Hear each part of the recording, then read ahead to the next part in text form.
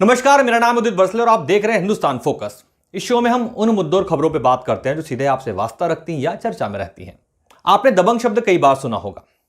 इस पे एक फिल्म भी बनी है जिसमें सलमान खान एक दबंग पुलिस ऑफिसर की भूमिका में है जो फैसला ऑन द स्पॉट करते हैं। इन दिनों ऐसा लग रहा है जैसे प्रशासनिक अधिकारियों में दबंग बनने की होड़ सी मची हुई है। फैसला ऑन द स्पॉट के वीडियो सामने आ रहे हैं। एक दिन पहले छत्तीसगढ़ के सूरजपुर जिला कलेक्टर रणवीर शर्मा का वीडियो वायरल हुआ था। इसके बाद सूरजपुर के ही एक एसडीएम प्रकाश सिंह राजपूत का एक वीडियो सामने आया है। अब मध्य प्रदेश के शाजापुर जिले का एक ऐसा ही वीडियो सामने आया है जिसमें महिला प्रशासनिक अधिकारी एक युवक को थप्पड़ मारती नजर आ रही है। कुछ दिन पहले त्रिपुरा का भी एक वीडियो सामने आया था जिसमें डीएम शैलेश कुमार यादव एक शादी समारोह में जाके अभद्रता करते नजर आए। यह सवाल यह है, क्या किसी भी प्रशासनिक अधिकारी को कानून यह इजाजत देता है कि वो किसी को भी थप्पड़ मार सके? क्या अधिकारी के इस बर्ताव के बाद पीड़ित व्यक्ति न्याय के लिए कोई कदम उठा सकता है? इस विषय पर हम बात करेंगे कानून विशेषज्ञ डॉक्टर विश्वास चौहान जी से। सर, बहुत बहुत स्वागत है आपका शो में।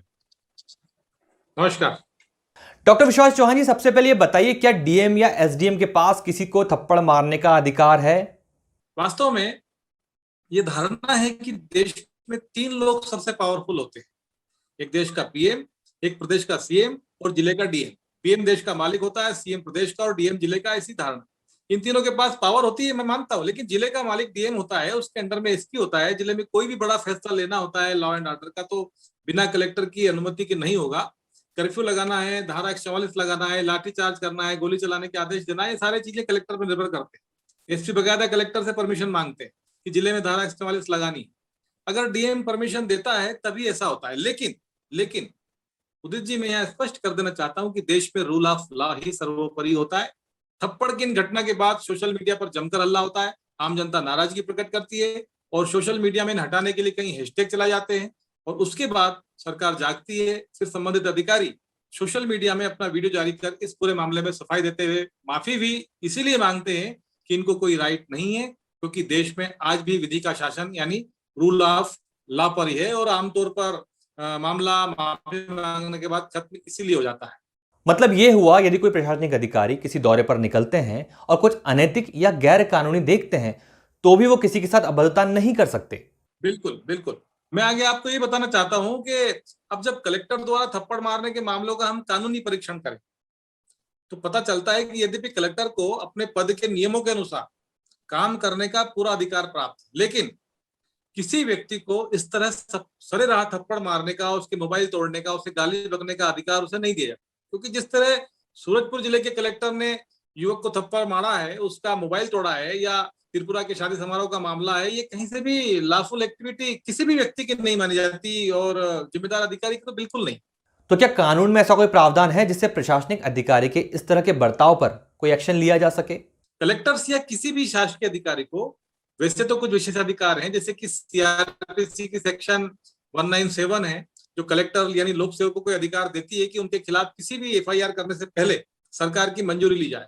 हालांकि ये कानून तब लागू होगा जब वो कलेक्टर अपने पदेन कर्तव्यों का सही तरीके से पालन करे। लेकिन ये जिस तरीके से ये कलेक्टर्स बिहेवियर करते नजर आ रहे हैं, ये कहीं से भी उनके पद का कर्तव्य या इस तरह से कहीं भी ये लोग बिहेवियर नहीं माना जाता। इसके लिए इन पर इस कार्य के लिए आईपीसी की सेक्शन 323 और 341 के तहत कार्रवाई हो सकती है जो ये थप्पड़ मारने का। इसके अलावा आज आपको एक ऐसी धारा के बारे में जानकारी दूंगा जो बहुत महत्वपूर्ण है, क्योंकि ऐसे अपराध होना हमारे समाज में आम बात हो गई है, लेकिन लोगों को कानून की जानकारी नहीं होती है। इसलिए ऐसे किसी भी अपराध घटना होते ही कानूनी कार्रवाई नहीं कर पाते हैं और माफी मांगने के बाद संतुष्ट हो जाते हैं। इसलिए हर नागरिक को जानना चाहिए कि अगर लोक सेवक ही अपनी शक्ति का गलत प्रयोग करता है तो उसके लिए धारा 166 166 आईपीसी बनाई है। इसमें ऐसे कार्यों के विरुद्ध प्रावधान दिए गए।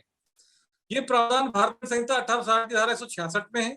इस धारा का उल्लंघन होता है जब कोई लोक सेवक अपने दायित्वों को पूर्ण रूप से नहीं निभा रहा हो। ये धारा किसी लोक सेवक द्वारा या किसी सरकारी कर्मचारी द्वारा किसी व्यक्ति को नुकसान पहुंचाने के आशय से विधि विरुद्ध कार्य करने या कानून की पालन न करने पर होती है। किसी भी आम आदमी के साथ दुर्व्यवहार करना, अपने पद का दुरुपयोग करना, सब कुछ मालूम होते हुए भी अगर लोक सेवक किसी को हानि पहुंचा रहा है, थप्पड़ मार रहा है, गाली बक रहा है, तो ऐसी स्थिति में लोक सेवक भारतीय संहिता 1860 की धारा 166 के अनुसार अपराध करता है और इस कृत्य के लिए दंड का भी प्रावधान और दिया भी जाता है। दूसरे शब्दों में, कोई लोक सेवक या सरकारी कर्मचारी किसी आम व्यक्ति से दुराचरण या परेशान उसको करता है या अपने पद के रोब से उसकी परेशानियों का कारण बनता है, तो इस कृत्य के लिए वो इस धारा के अंतर्गत सजा का हकदार या सजा का पात्र होता है। धारा 166 क के अंतर्गत ये नियम बनाए गए हैं। इसमें कोई भी लोक सेवक अगर विधि के आदेश की आज्ञा करता है या उल्लंघन करता है, आदेश की पालना नहीं करता है, तो विधि द्वारा जांच के आदेश दिए जाते हैं। अगर वो विधि के आदेश की पालना नहीं करता है, अवज्ञा करता है, तो इस धारा के अंतर्गत दंडनीय होता है। अगर कोई लोक सेवक बार बार जानबूझकर ऐसी कोई जांच करता है जो रीति रिवाज से संबंधित हो, उससे गलत प्रभाव पड़ता है, तो वह भी धारा 166 के अंतर्गत दंडनीय होगा।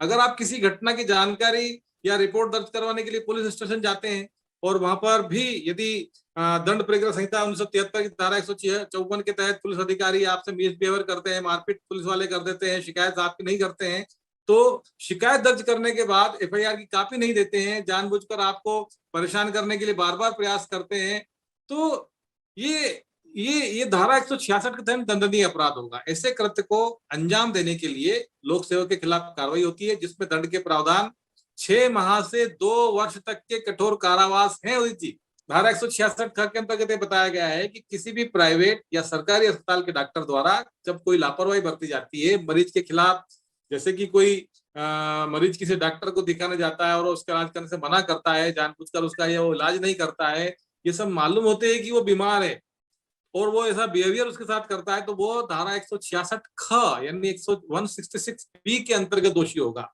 अगर कोई भी प्राइवेट अस्पताल का संचालक या डॉक्टर इस धारा के अंतर्गत दोषी पाया जाता है, तो उसे भी 1 वर्ष का कारावास और आर्थिक दंड उस पर से वो दंडनीय होगा। परंतु किसी भी आम इंसान को इस बात का पता नहीं होता कि भारतीय कानून में ऐसा भी प्रावधान है कि कोई भी अधिकारी या सरकारी कर्मचारी की आम इंसान के साथ दुर्व्यवहार नहीं कर सकता। और अगर कोई लोक सेवक किसी आम इंसान के साथ गलत आचरण से पेश आता है या उसका अपमान करता है या उसको थप्पड़ मारता है या उसको गाली बकता है या उसका मोबाइल तोड़ता है, तो इस कृत्य के लिए कानून में उचित दंड का प्रावधान दिया गया है। तो ये बताइए, जैसा छत्तीसगढ़ में हुआ, यदि कोई प्रशासनिक अधिकारी पब्लिकली किसी को बिना वजह थप्पड़ मार दे तो पीड़ित व्यक्ति क्या कदम उठा सकता है? हाँ, ये आपने बहुत अच्छा प्रश्न किया है। आमतौर पर जब कलेक्टर के खिलाफ आप कोई कार्रवाई करने जाना चाहते हैं या किसी बड़े अधिकारी के खिलाफ कोई कार्रवाई करना चाहते हैं, तो सामान्य नागरिक के सामने पूरा प्रशासन खड़ा हो जाता है, उसके विरुद्ध खड़ा हो जाता है। बिल्कुल। तो उसमें यह है कि सबसे पहले आप पुलिस को एक कॉपी दीजिए।